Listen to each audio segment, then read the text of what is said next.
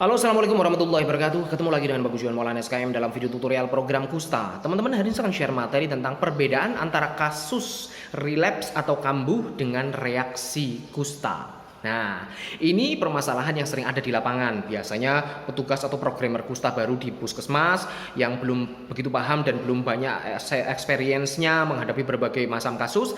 Lalu juga dari pasien atau keluarga pasien yang menghadapi pasien atau penderita yang sudah lama RFT, kok tiba-tiba sekarang timbul sebuah tanda dan gejala. Lalu mereka panik. Waduh, ini gimana nih? Jangan-jangan kasus kustanya kambuh. Jangan-jangan ini butuh pemeriksaan BTA skin smear lagi. Jangan-jangan harus diobati MDT lagi dan sebagainya dan sebagainya. Nah, ini sering dikonsulkan kepada saya. Lalu saya menjawab persis apa yang akan saya sampaikan kepada Anda dalam video kali ini. Ya, yang sering itu adalah kasusnya sebenarnya itu reaksi, bukan relapse.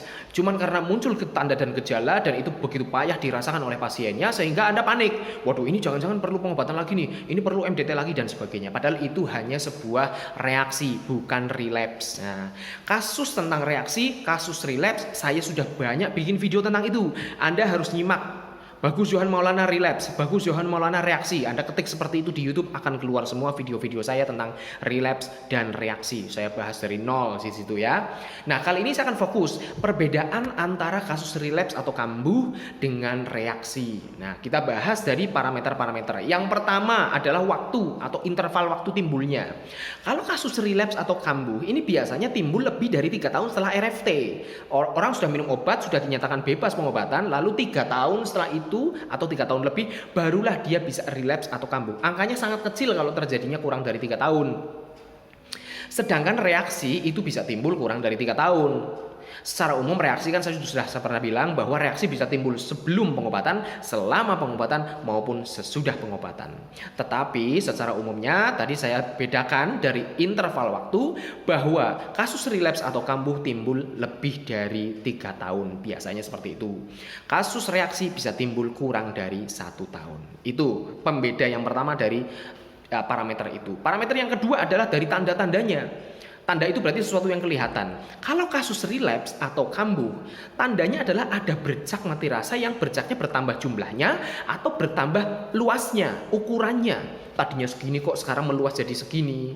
Tadinya kok cuma beberapa titik, kok sini ada titik-titik bercak-bercak yang mati rasa kok baru dan sebagainya.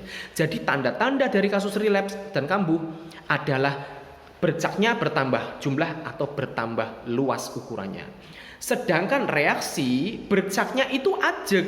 Dari dulu bercaknya segitu jumlahnya, luasnya juga segitu, hanya saja bercaknya itu memerah, meradang, bengkak dan sebagainya. Tanda-tanda peradangan ada 5 ya. Dulu saya sudah sering cerita. Tanda-tanda reaksi atau peradangan ada merah, ada bengkak, ada nyeri, ada panas atau daerah sekitar, atau demam, greges secara sistemik, ada gangguan fungsi saraf baik sensorik maupun motorik.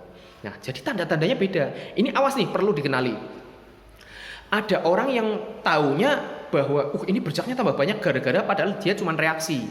Reaksi itu kan bercaknya ajeg cuman memerah sehingga warnanya tambah kontras. Nah, bercak-bercak yang banyak ini sehingga menampakkan sebuah pemandangan yang begitu kontras sehingga orang mengenalinya bahwa taunya bahwa bercaknya nambah. Padahal bercaknya cuma segitu, hanya saja bertambah merah. Lah, selama ini tidak sadar bercaknya banyak gara-gara mungkin warnanya hampir serupa dengan kulit yang lain. Jadi sebenarnya bercaknya sudah banyak, sudah segitu jumlahnya, ukurannya juga segitu, hanya saja saat reaksi bertambah merah dan kontras sehingga kita taunya bercaknya tambah banyak, padahal dari dulu juga segitu. Nah, ini yang kadang sering membingungkan orang. Waduh, bercaknya tambah banyak, nanti dulu. Coba secara subjektif, secara ingatan, apa betul Anda bercaknya tuh dari dulu segitu atau hanya segini dan sekarang bertambah banyak? Coba diingat-ingat lagi. Atau kalau misalkan secara subjektif tidak ada nggak sih alat ukur objektifnya, catatan atau buku penderita di puskesmas yang disimpan di peta tubuhnya di mana kita menggambar bercaknya. Dulu bercaknya seberapa, sekarang bercaknya seberapa. Tentunya ini juga bisa dipercaya kalau misalkan dulu menggambarnya secara presisi. Nah, kalau membingungkan gimana nih? Ini kayaknya memang bercaknya juga bertambah banyak dan juga meradang. Kayaknya ini ya relapse, ya reaksi bareng jadi satu. Apakah ini memungkinkan? Mungkin saja terjadi. Ini gimana nih kalau misalnya dua-duanya terjadi? Oke, Anda boleh obati reaksinya dan juga kemungkinan relapse silakan Anda periksa lebih jauh. Misalkan dengan pemeriksaan BTA skin smear. Oke, boleh-boleh saja kalau misalkan Anda curiga bahwa dia relapse, cek aja BTA-nya. Ambil sampel kerokan kulit, kerokan di cuping telinga, boleh silahkan. Tetapi ingat ya, lokasi Anda untuk mengambil sampel kan mau nggak mau kan dilukai sedikit. Jangan yang sedang meradang, karena segala sesuatu yang sedang peradangan, nah kalau misalkan kita memberikan perlakuan mekanik secara berlebih apalagi melukai untuk mengambil sampel, maka peradangannya bisa memanjang, bisa tambah parah, bisa tambah infeksius dan sebagainya. Maka pilihlah lokasi-lokasi yang sedang tidak meradang. Atau misalkan obati dulu peradangannya. Kalau sampai level peradangannya menurun, barulah diambil sampel untuk pemeriksaan indeks morfologi. Indeks morfologi ya lihatnya ya, untuk melihat apakah ada basil kuman yang masih utuh atau solid. Kalau misalkan kok ternyata memang sudah pecah-pecah semua, ya udah fix. Itu memang bukan sebuah kekambuhan. Yang namanya kambuh itu kalau misalkan masih ada satu saja bakteri yang masih hidup, berarti dia dinyatakan relapse atau kambuh dan memerlukan pengobatan. Itu. Dari parameter yang ketiga, yaitu dari gejala yang dirasakan. Ini juga beda antara relapse dan kambuh dengan reaksi. Kalau relapse atau kambuh, ini kan hanya penambahan bercak yang mati rasa. Gejala yang dirasakan, ya tidak ada gejala yang dirasakan, wong mati rasa. Sedangkan reaksi, gejala yang dirasakan sangat payah.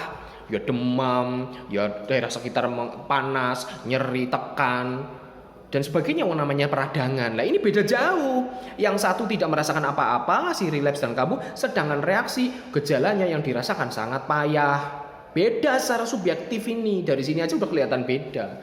Yang berikutnya dari timbulnya.